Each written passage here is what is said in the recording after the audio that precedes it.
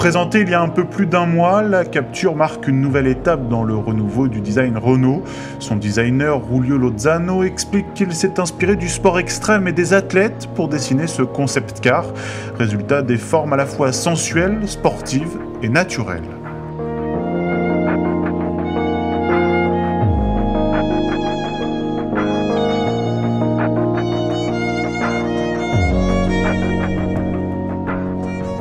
Des muscles saillants, ce qui lui donne du caractère et en même temps des lignes fluides avec du mouvement comme une certaine légèreté.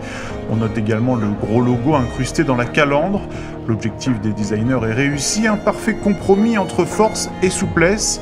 Pour le reste, le toit est amovible, la Capture peut donc se transformer en décapotable. Notons également le détail sur les pneus, le motif des branches de jantes se prolonge sur le flanc des pneus, donnant la sensation que les pneus ont des flancs très bas, ce qui n'est d'ailleurs en fait pas le cas. Un petit détail, pour ouvrir les portes, il suffit d'appuyer sur la jointure des vitres à l'avant comme à l'arrière. Enfin, la Capture est équipée d'une petite caméra sur le côté pour voir ce qui se passe derrière vous.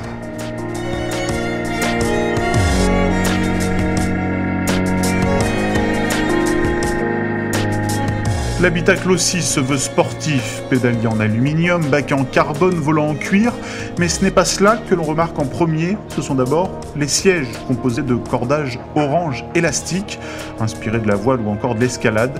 Cela donne une étrange impression de liberté, c'est comme si on était assis en apesanteur.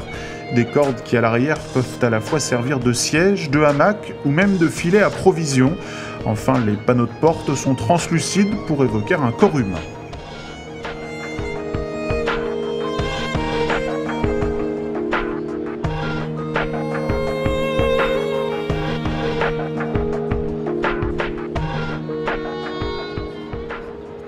Sous le capot de cette Capture, une déclinaison biturbo du nouveau 1,6 litre diesel DCI 130 de chez Renault qui développe 160 chevaux.